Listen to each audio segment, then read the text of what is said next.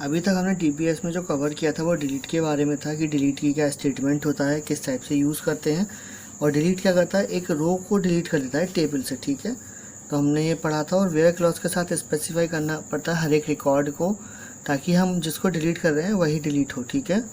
तो ये हमने कवर किया था। आज इसका हम एग्जाम्पल के साथ क्वेरी देखते हैं। तो स्टार्ट कैसे होगा, डिलीट फ्रॉम स्टूडेंट, ठीक है। तो ये स्टूडेंट हो गया टेबल का नेम। इसके बाद where and roll number equal to 2037, ठीक है। ये हमारा टेबल में है जो हमने स्टूडेंट किया है, ठीक है। तो स्टूडेंट की टेबल है ये हमारी, जिसको हम डेटाबेस में हमारी जो सेव है। यहाँ पर एनरोल नंबर है, फिर नेम, कोर्स, सेमेस्टर और ये सेक्शन, ठीक है। ये हमारे कॉलम्स हैं इसमें। अब एनरोलमेंट नंबर देखते हैं। पहले हम डिटेल्स फिल कर लेते हैं, ठीक है, टेबल के अंदर अपनी।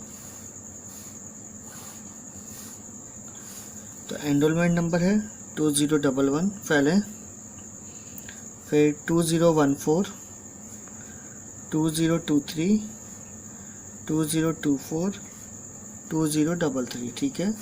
नेम है इनके यशिका, पंकज, आयुषी,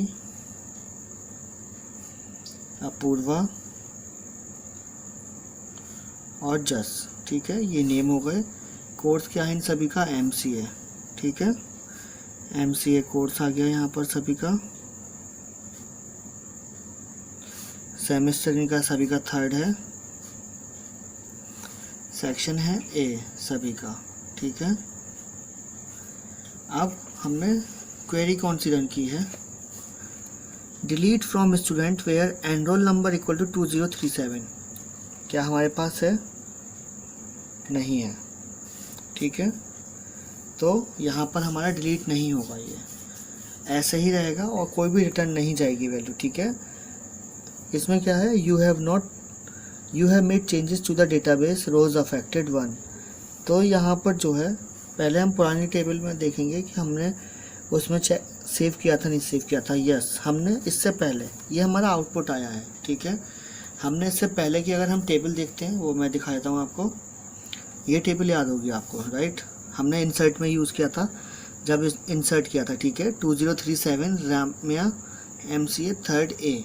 तो हम अब डिलीट क्या कर रहे थे, 2037, ठीक है। ये वैल्यू थी हमारी, तो इससे ही हमारा जो है ये डिलीट हो जाएगा, ओके।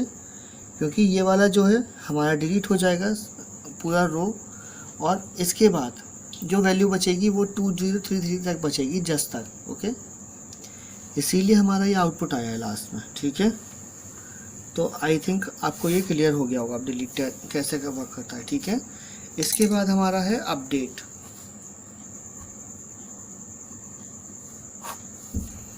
अपडेट कैसे वर्क करता है, ठीक है। तो अपडेट क्या है, the update statement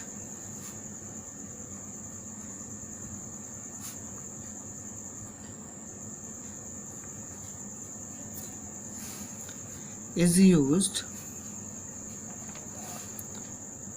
to update existing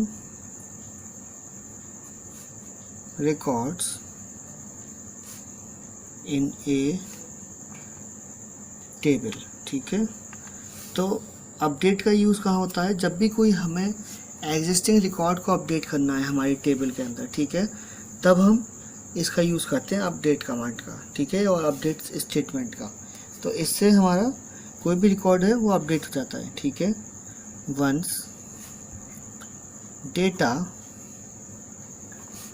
has been inserted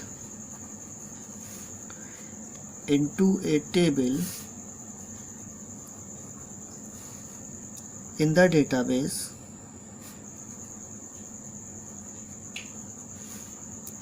we can access individual attributes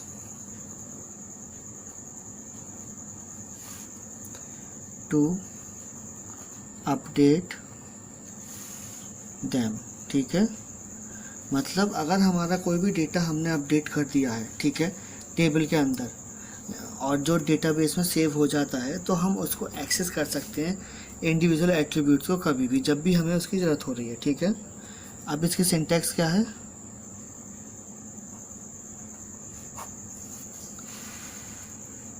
syntax देखते हैं। सिंटैक्स है update table name set column 1 equal to value 1 comma column 2 equal to value 2 and so on, where some column equal to some value। ठीक है, ये हमारी इसकी syntax है। यहाँ पर हम अपडेट कर रहे हैं टेबल के नेम को, जो भी हमारा टेबल का नेम है उसमें कुछ कॉलम्स हैं। Column set column 1 equal to value 1, column 2 equal to value 2, where. ठीक है, तो हमारी कंडीशन क्या लगी? वेयर पे जाके। ठीक है, वेयर में कुछ कॉलम्स हैं जिनकी वैल्यू कुछ है। ओके, तो ये हमारी यहाँ से अपडेट हो जाएगी। ओके, इसके बाद the where clause specifies which record or records that should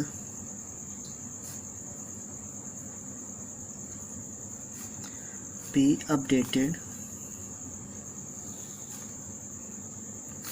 if you omit the where clause।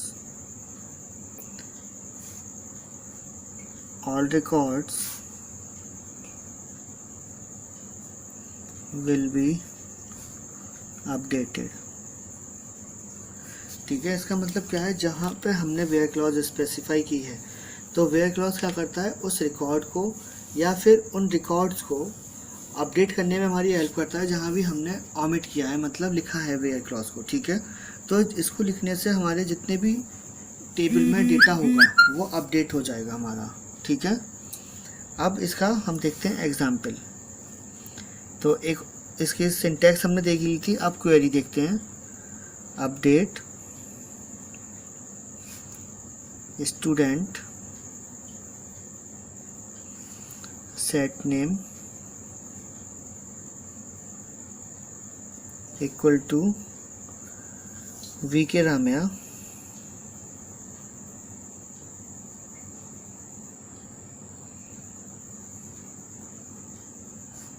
ठीक है, where name equal to Ramya. ठीक है, ये हमने कर दिया है। अब इसके बाद हमारा जो ये क्वेरी हमने रन किया, अब इसका हमारा आउटपुट कैसे आएगा? ठीक है, स्टूडेंट की टेबल में देखते हैं अब इसको। ओके, तो हमारे पास enrol number, name, course, semester और सेक्शन। ठीक है, ये फील्ड है ही हमारे पास हमारे टेबल के अंदर।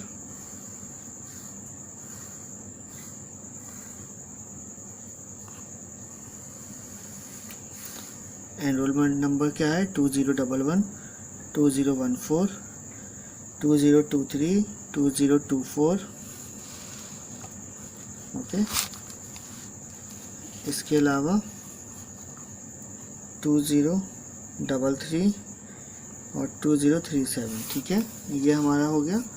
अब नेम क्या क्या है इनके, यशिका, पंकज,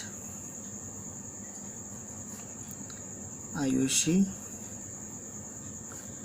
अपूर्वा, जस, और यहाँ पर आ जाएगा वीके रैम्या, ठीक है, जो हमने वहाँ पे मेंशन किया था। कोर्स सभी का MCA,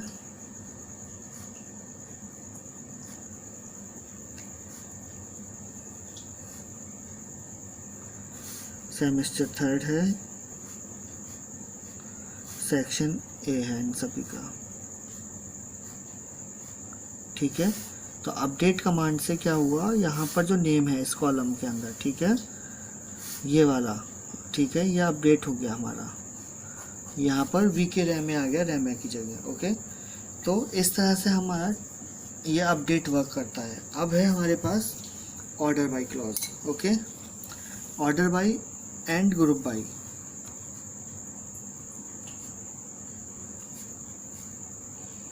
तो आज मैं इसको स्टार्ट नहीं कर रहा हूँ, केवल एक रफ आइडिया आपको दे दूंगा कि ऑर्डर बाय और ग्रुप बाय क्या होता है, ठीक है। इससे क्या होगा कि जब भी हम इसका स्टार्ट करेंगे तो उस टाइम पे ही हम इसको करेंगे, क्योंकि ये थोड़ा लेंदी टॉपिक है और एक ही बार में समझना ज़्यादा बेटर रहेगा, ठीक है, इसके रेदर देन कि हम इसको बीच में छोड़ दें। तो ऑर्डर बाय क्या है, एक कीवर्ड है जो यूज़ होता है शॉर्ट करने के लिए रिजल्ट को, ठीक है। लाइक जैसे हमें शॉर्ट करना है किसी भी ऑर्डर में, द ऑर्डर बाय कीवर्ड जो है शॉर्ट करता है रिकॉर्ड को असेंडिंग ऑर्डर में और डिसेंडिंग ऑर्डर में। असेंडिंग ऑर्डर क्या होता है, इसका बाय डिफ़ॉल्ट होता है, और डिसेंडिंग ऑर्डर के लिए हमें DESC हमें लिखना होता है। इसके बाद हमें की जो DESC कीवर्ड है उसके बाद हमारा जो डेटा आता है अपडेट होकर आउटपुट में आता है वो उसी के अकॉर्डिंग शॉर्ट हो जाता है, ठीक है। तो ये ऑर्डर बाई था। और ग्रुप बाई क्या होता है, ग्रुप बाई में एक ग्रुप बन के आता है पर्टिकुलर, ठीक है, जिसको हम पूरा डिटेल में नेक्स्ट वीडियो में देखेंगे, ठीक है। आज की वीडियो को यहीं पे क्लोज करते हैं। Thank you.